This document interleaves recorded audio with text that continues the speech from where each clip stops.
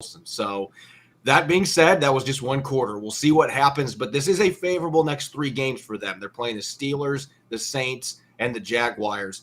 There's a chance Seattle could win 2, maybe even all 3 of those games if Geno Smith can play close to what he did on Thursday night, and if their defense can just figure things out. That has been a bigger issue. It will be a bigger issue moving forward, in my opinion, which is crazy because you would think Russell Wilson being out's got to be the biggest storyline, but this defense has just been historically atrocious.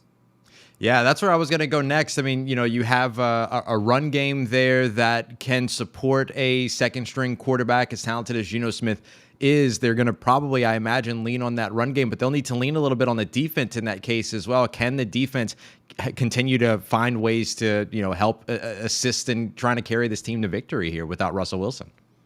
Well, they got to figure out how to just be operable. I mean, they've been awful the last few games, and it's been so weird because their offense with Russell Wilson under center has been so up and down these first 5 games. They've had, I believe it was going into their week 4 game that they were averaging under 5 points per game in the second half, which was worse in the NFL, but they were first in the NFL, almost 21 points per game in the first half.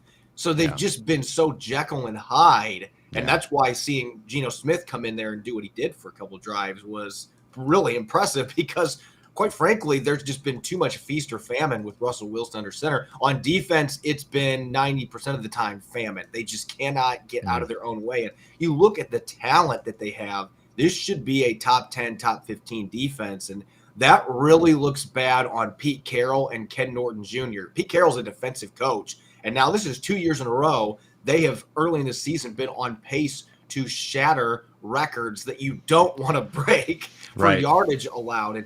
And Jamal Adams, I feel kind of bad for him to an extent because I don't think the Seahawks are coming close to using him right now. And it's putting him in positions where he's getting exposed. They haven't gotten much from their pass rush since the first game of the season, which has made the secondary even worse.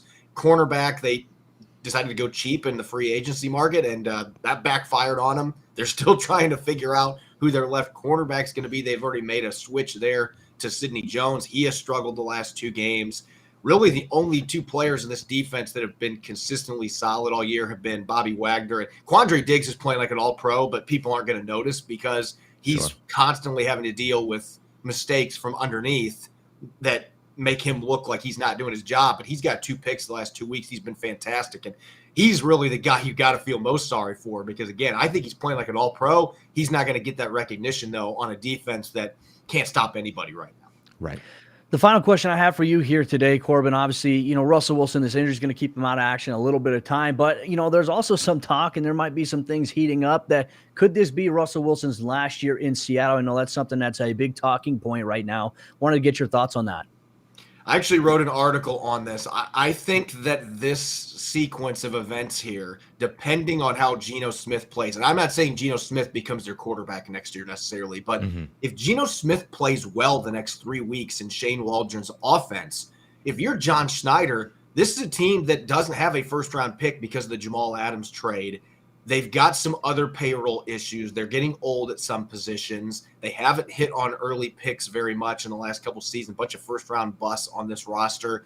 Do you go into this offseason, especially if Russell's like, you know what, we missed the playoffs. I want to be in the playoffs. I want to get traded. I think at this point, John Schneider